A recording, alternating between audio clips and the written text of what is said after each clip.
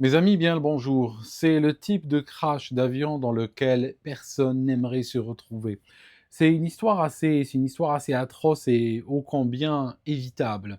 C'est un accident. Je ne sais pas si le mot est encore propre pour ce genre d'événement, parce que un accident est quand même quelque chose d'imprévisible, inévitable. Alors que là, on est réellement dans une compagnie aérienne, pilote, personnel, qui fonce vers le désastre sans que jamais il n'ait l'idée de l'arrêter alors que c'était possible. Regardez, nous sommes en 2024 et j'en parle aujourd'hui parce que le rapport final est sorti. Je n'en avais parlé en 2024, c'était encore à l'état de news. Donc, que s'est-il passé? On a un avion de type ATR. C'est un avion franco-italien à hélice, biturbopropulseur, qui décolle de Cascavel pour aller à Sao Paulo. Il appartient à la compagnie Voepas, compagnie qui n'existe plus.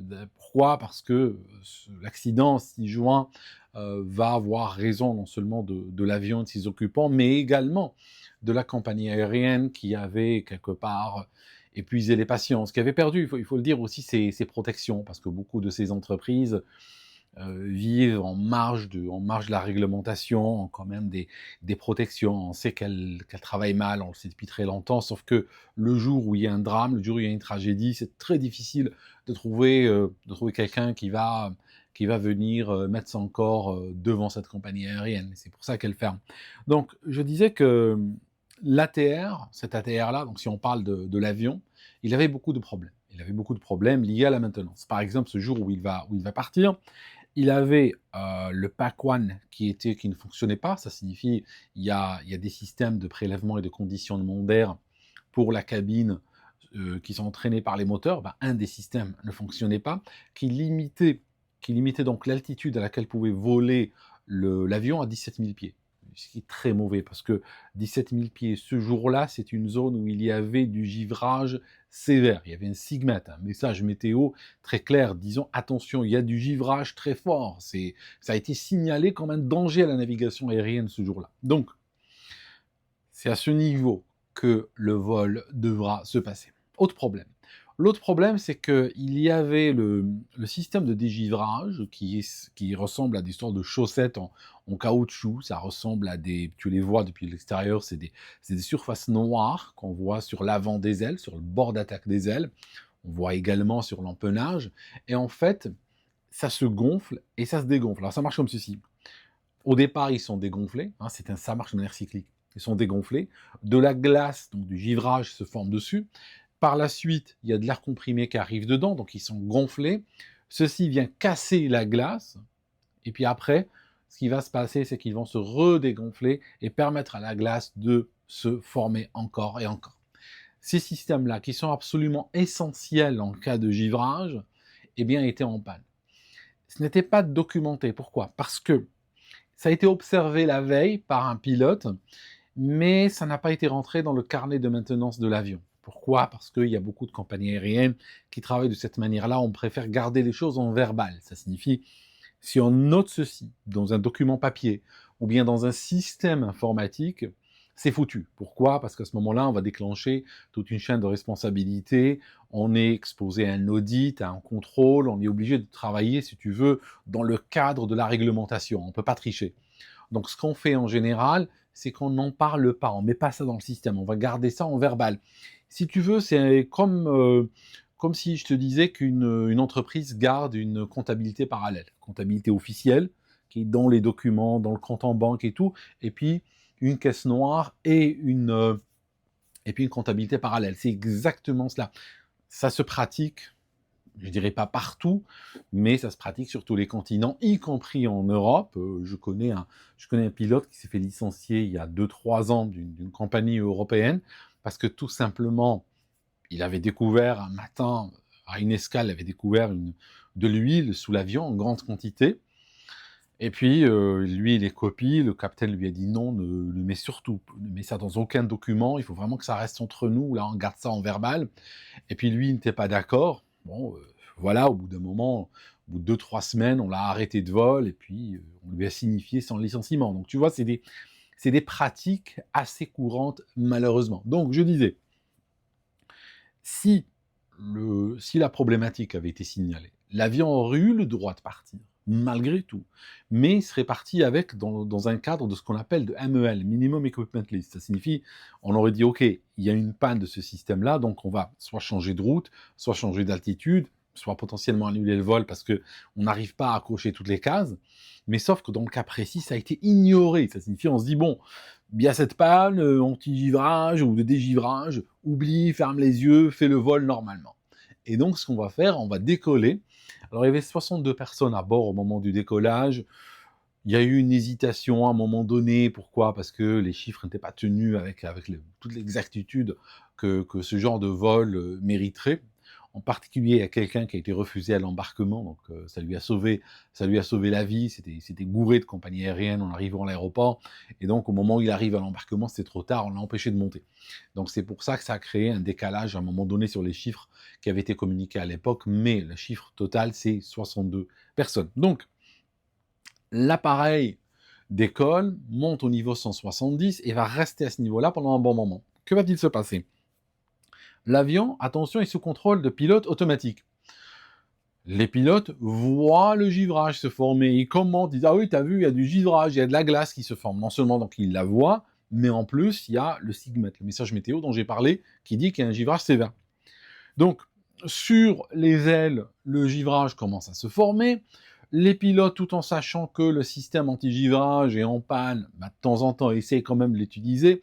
En réalité, il semblerait qu'il marchait bien sur un côté, il ne marchait pas sur l'autre, de sorte qu'il y avait une accumulation non symétrique de glace. Alors, je ne sais pas, dans le grand ordre des choses, s'il vaut mieux avoir un avion qui se transforme en esquimau de manière symétrique, ou s'il faut, ou si c'est peut-être plus grave s'il devient un esquimau que d'un côté. Bon, là, la question est ouverte. En tout cas, les pilotes sont en train de voler de cette manière-là, et puis soudainement, ils ont des alarmes. Alors les alarmes, c'est des alarmes de performance qu'ils vont recevoir dans l'ATR, parce qu'il y a eu dans le passé justement des histoires de givrage, et ça a causé des incidents, des accidents. Donc sur l'ATR, il y a un système qui va suivre la performance de l'avion. Ce n'est pas un système qui sait s'il y a du givrage ou pas, ce n'est pas ça. Le système va observer les paramètres de l'avion, il va regarder sa vitesse, regarder le régime moteur, tout ça, regarder la position des volets, et de se dire, dans cette configuration, avec cette poussée de moteur, ce torque-là, ce couple qu'on a mis sur l'arbre hélice, quelle est la bonne vitesse qu'on devrait avoir?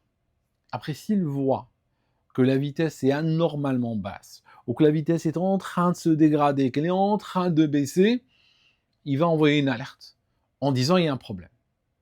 C'est juste ça.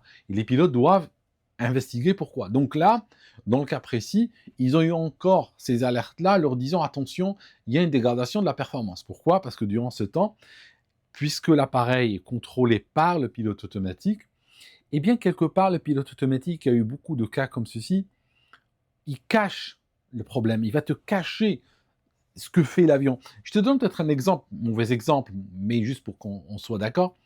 Imagine une voiture, tu es en train de conduire, elle a un problème sur un bras de direction, par exemple, et elle commence à tirer à droite. Donc toi, tu vois qu'au volant, tu es en train de corriger. Donc là, tu réalises qu'il y a un problème. Puis après, plus ça s'aggrave, plus tu vas corriger. Donc tu sens que tu es en train de vraiment tenir le volant fortement d'un côté juste pour aller droit. Tu sais qu'il y a un problème. Maintenant, imagine que la voiture a un pilote automatique assez stupide qui va juste vouloir contrôler le volant pour aller tout droit. Qu'est-ce qu'il va faire? Il va te cacher le problème. Parce qu'il va sentir qu'elle tire d'un côté, donc il va utiliser de plus en plus de force sur le volant jusqu'au moment où il n'en pourra plus. Mais au moment où il lâchera, eh bien, l'affaire sera très très grave parce que voilà, il l'a caché. C'est exactement pareil dans un avion. Ce qu'il fait, c'est que le pilote automatique corrige jusqu'au moment où il arrive, où ses entrées ne répondent, il sent que l'avion ne lui répond plus. Et qu'est-ce qu'il va faire? Ces circuits électroniques, là, se disent, bon, ben lâche tout maintenant. Et donc, il va envoyer une alarme et se déconnecter. Et le pilote se retrouve soudainement avec un avion qui a un comportement épouvantable. Tu vois, c'est ça le danger quand on laisse pourrir ces situations. En tout cas, ils devaient commencer leur descente. Le contrôleur aérien leur dit, écoutez, attendez un petit peu, parce qu'il avait du trafic, donc il les maintient un peu plus, 2-3 minutes de plus, au niveau 170. À un moment donné, ils commencent un virage à droite, donc ils entament un virage.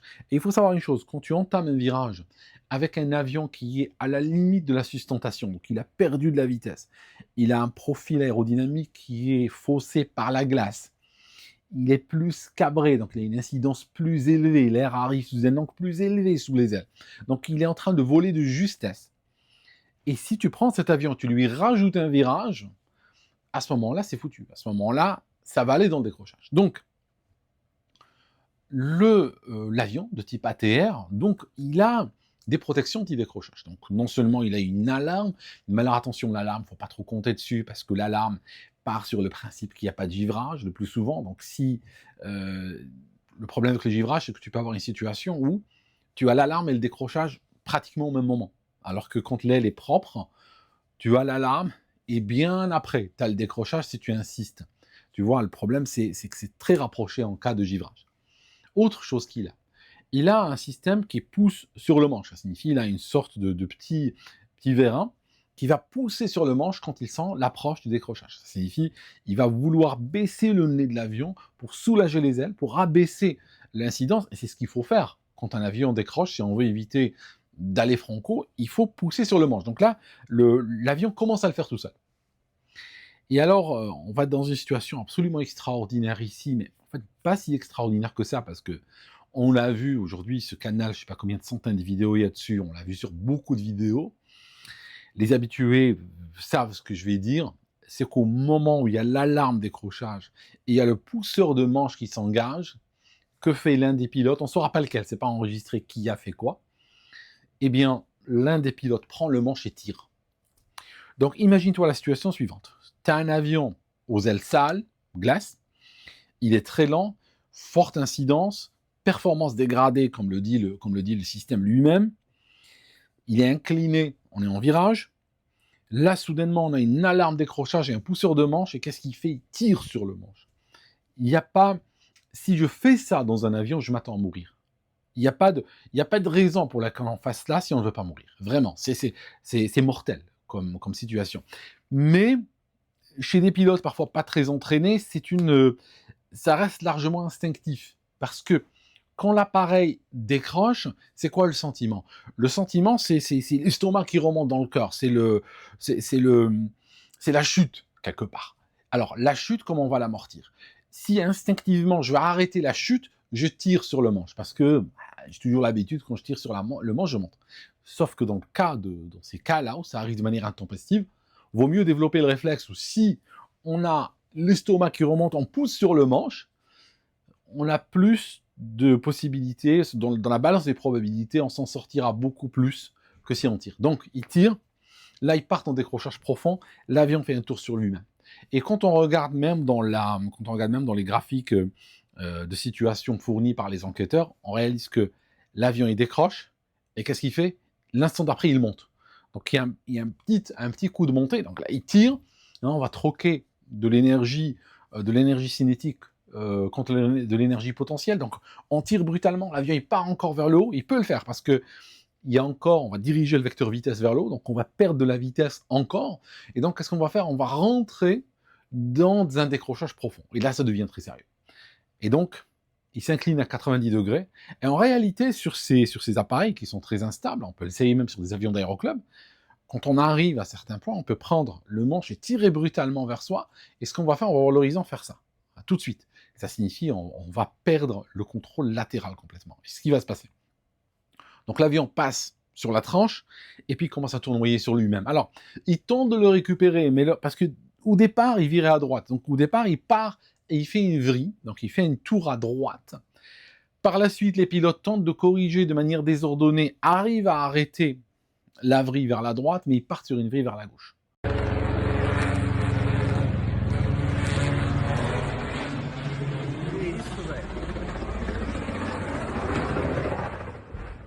Porra!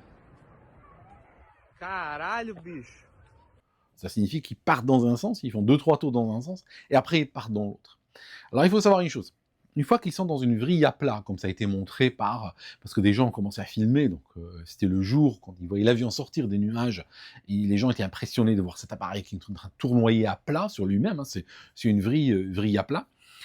Les avions de ligne, comme l'ATR, mais comme d'autres aussi, hein, comme les Airbus, les Boeing, tout ça, ne sont pas certifiés pour rentrer dans une vrille et pouvoir en sortir. Ce n'est pas quelque chose qui est analysé, qui est testé, qui est validé, tout ça. Donc ça veut dire que potentiellement, je ne sais pas pour la Terre, mais potentiellement, parce que c'est un territoire qui est non cartographié, c'est une zone inconnue, potentiellement, si il rentre dans une vrille, si ça se trouve, il n'y a aucun moyen d'en sortir. Hein. Potentiellement, on peut être dans une situation où physiquement, il n'y a plus vraiment moyen d'en sortir. Donc, ce qu'il fait, il rentre dans une vrille à plat et il commence à tournoyer. Alors, il tournoie à raison de 45 degrés par seconde. Tu vois, donc c'est assez sec quand même. Donc, il fait 90 degrés toutes les 2 secondes, donc un tour sur lui-même en 8 secondes. Donc, il va tomber pendant 68 secondes. Ça va durer, la chute va durer plus d'une minute. Donc, les gens sont collés à leur siège et ils sont en train juste de tourner et les pilotes ne peuvent strictement rien faire. Donc là, l'incidence qui a été mesurée, elle est de 70 degrés. Mais alors attention, c'est pas qu'elle est vraiment 70 degrés. La sonde d'incidence mesure au maximum 70 degrés. Donc quand elle affiche 70, c'est qu'elle a atteint la butée. En réalité, l'avion est en train de tomber comme ça et l'air est en train de venir par le bas. Hein, probablement l'incidence est de 80-90 degrés par moment. Donc l'avion est en train de tomber à plat en tournoyant sur lui-même. Donc, est-ce qu'il y a moyen de le récupérer? Comme je vous ai dit, on est en décrochage profond, la vitesse, le vecteur vitesse est quasiment nul, l'incidence est de 90 degrés. Comment le récupérer? C'est mystère et boule de gomme. Hein. Ça n'a pas, c'est pas quelque chose qui a été, comme je vous ai dit, analysé ou testé ou autre. Poussée différentielle des moteurs, les palonniers, tout ça, mais il faut pas rêver. Une fois qu'on met un avion dans cette situation-là, c'est pas simple de s'en sortir. Je dis pas que c'est impossible, mais je dis que c'est pas simple. D'autant plus que, attention, les ailes sont toujours contaminées avec de la glace. Ça signifie, ce n'est pas un avion qui est dans une situation nominale. C'est un avion qui est contaminé par de la glace. Ça signifie aérodynamiquement, ses ailes valent pas grand-chose. Donc voilà. L'appareil, de cette manière-là, tombe, il évite des maisons de justesse. Donc là, on n'a pas, c'est peut-être la seule bonne nouvelle de cette histoire, c'est qu'on n'a pas de blessés au sol, on n'a pas de dégâts matériels vraiment au sol. L'avion tombe verticalement et il reste dans son empreinte. Il ne bouge pas d'un iota. Il tombe, les secouristes arrivent, les hôpitaux de la région se mettent en alerte, et puis on découvre que bon, tout le monde est mort. Hein. Sur les 62 personnes, il y a 62 morts. L'enquête qui commence va révéler que la compagnie aérienne Voepass, c'est la catastrophe. Hein. Ils réalisent que mauvaise maintenance, mauvaise documentation, mauvaise procédure. L'avion lui-même d'ailleurs avait tapé sur la piste à un moment donné, quelques mois juste avant cet accident. Il avait perdu de l'hydraulique et puis ils ont atterri et ils ont tapé l'arrière de l'avion. Ils avaient énormément de soucis de cette manière-là, des petits et des gros, tous camouflés, balayés sous le tapis, et le régulateur qui ferme les yeux. Et à ce moment-là, dans les semaines qui ont suivi, des compagnies qui avaient du code sharing avec Voepass, qui avaient des arrangements avec Voepass pour reconnaître mutuellement les billets ou des choses comme ça, ou vendre des billets sous le même code ou autre, ont commencé à prendre leur distance, hein, vu la gravation et la mauvaise publicité. Hein, c'est ça qui marche avec les compagnies en réalité, c'est que de la mauvaise pub. Hein. Qu'est-ce qu'elles ont fait? Elles ont retiré leur billet, donc elles ont arrêté de travailler avec Voepass, qui a fait faillite dans la foulée. Donc c'est une compagnie qui n'existe plus. Historiquement, elle avait été fondée quand même en 1995. D'habitude, quand on voit ce genre de boîtes dangereuses, généralement elles arrivent, elles cassent du matériel dans les 18 mois, 2 ans, et après elles ferment boutique. Celle-ci existait depuis 1995, une boîte juste. Elle n'a pas existé de manière continue. C'est un projet qui date de 95. Des fois, elle a opéré, des fois, elle a arrêté, des fois, elle a opéré, des fois, elle a arrêté. Comme beaucoup d'entreprises aériennes, elle volait en rase-motte sur le plan financier. Mais voilà, 62 vies perdues, bêtement. On a envoyé un avion sur un givrage sévère, connu et annoncé, avec un système de dégivrage qui était en panne. Et une fois qu'on est arrivé dans la situation et que la performance se dégradait et que l'avion prenait du givre et tout ça, eh bien, on a ignoré la situation et on a continué. Je veux dire, mes amis, il y a des gens qui ont peur des avions. Moi, j'ai peur des pilotes, je ne vous cache pas, par moment. Pas de tous, bien sûr, mais quand tu vois ça, tu te dis, mais qu'est-ce qu'aurait pu faire de plus ATR ou qu'aurait pu faire de plus les autorités ou autres pour qu'il n'y ait pas ça. Je veux dire, tu te dis au bout d'un moment, si tu vois le mur et tu veux rentrer dedans, il n'y a personne qui peut t'en empêcher. Et d'ailleurs, le rapport d'accident invente un concept d'aveuglement volontaire. Ils ont dit ils sont volontairement aveuglés, quoi. Bon, pour ce que ça veut dire, quoi. Je vous le balance comme ça. Merci mes amis d'avoir regardé cette vidéo jusqu'ici. Et puis, je voulais vous annoncer la sortie de mon livre Escrologie, la suite du livre précédent. C'est pas une nouvelle édition, c'est vraiment la suite. D'ailleurs, il est un peu plus gros que le premier. Et tant que le pillage continue, je sortirai ces livres parce que je pense que c'est un devoir. Vous le trouvez sur Amazon au format papier et bientôt le 1er août au format aussi digital. À très bientôt et on se voit dans la prochaine vidéo.